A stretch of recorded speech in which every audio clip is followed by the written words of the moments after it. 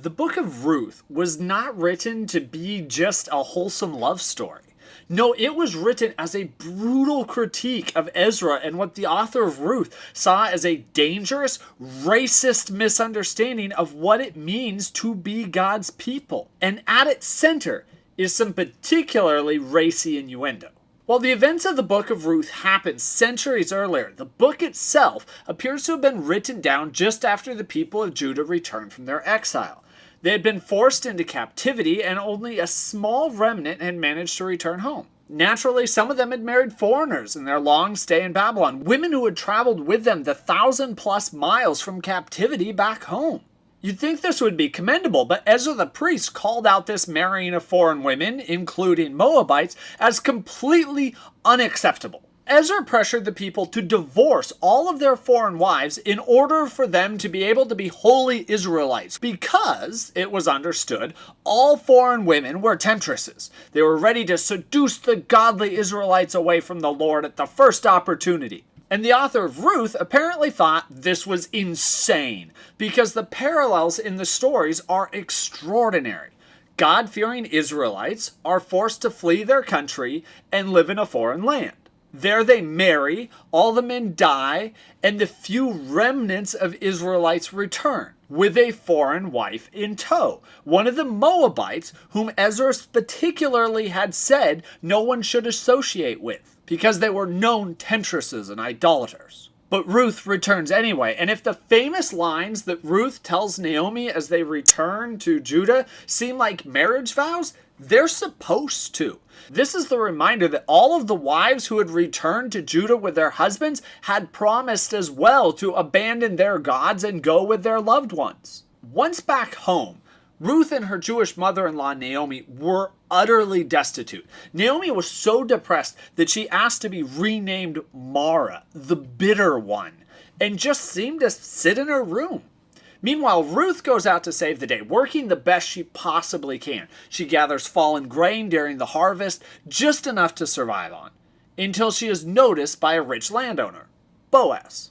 Now, Boaz praises Ruth and prays that she would find shelter under God's wing. Godly man indeed. Well, when Naomi hears about anyone showing the slightest interest in them, she tells Ruth to do something that we just read and accept because we have been so conditioned to think of it as sweetness and light. But it's not. It is chock full of innuendo and euphemisms. We were meant to read it and think, is this when the Moabites' true colors start showing? Perhaps it was even meant to lure some of Ezra's supporters into a self-righteous, see, I told you that's who these people are.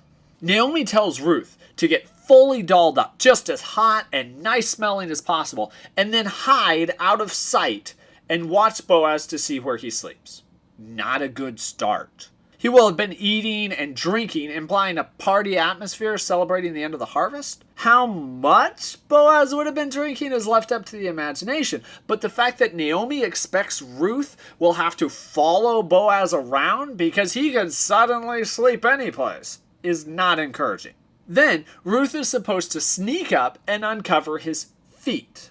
Now remember, feet are used euphemistically for genitals in the Bible. More uncertainty enters the picture. What is Naomi telling Ruth to do? Is this to be a servant or is this a seductress? After uncovering his feet, which exposing or uncovering is also used euphemistically for nakedness and sex, Ruth is supposed to lie down, an incredibly common way of talking about sex in the Bible.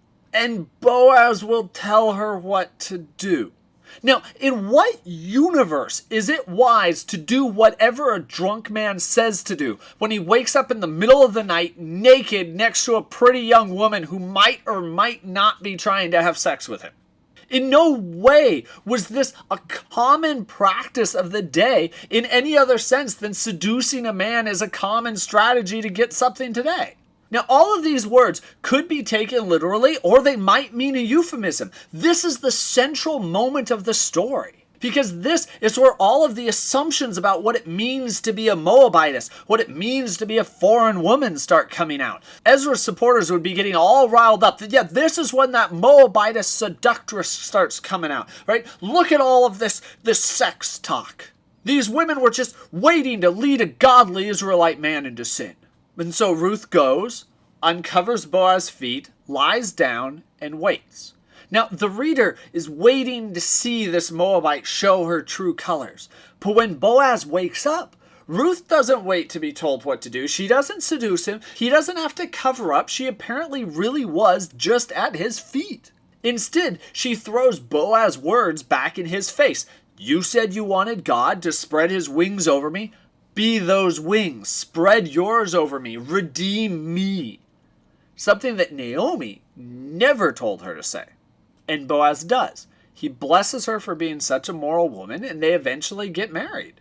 All those stereotypes and expectations and assumptions about foreign women that Ezra was working from get undermined completely. This was a foreign woman who didn't seduce anybody. Instead, Ruth ended up being the most exemplary model of a holy person in the entire book. And from that mixed, unholy marriage of Boaz and Ruth descended King David. This book is meant to lead us up to a brink, to make the reader think that, okay, maybe Ezra's right, to make us dream up ideas about sex and promiscuity and uncovering some feet in the middle of the drunken night. The words are intentionally euphemistic and racy. It's meant to make all of our assumptions about who Ruth is and who these foreign women are rise to the surface. But then nothing happens because the author of Ruth is trying to make a point that Ruth was only ever a threat in the reader's minds. We saw her as a temptress, but she never was. She stayed true to her vows to Naomi, even when Naomi wavered. And if Ruth did it, then why exactly did Ezra think righteousness could only be found in blood, not in all the foreign women who honored their vows and served God? It's not about blood, the author of Ruth says. It's about heart, you moron. The entire book makes this point. And all of this hinges on one passage chock full of euphemisms meant to set people like Ezra up into thinking the worst, and in the process, showing just how narrow, how racist, and how stupid those views really are.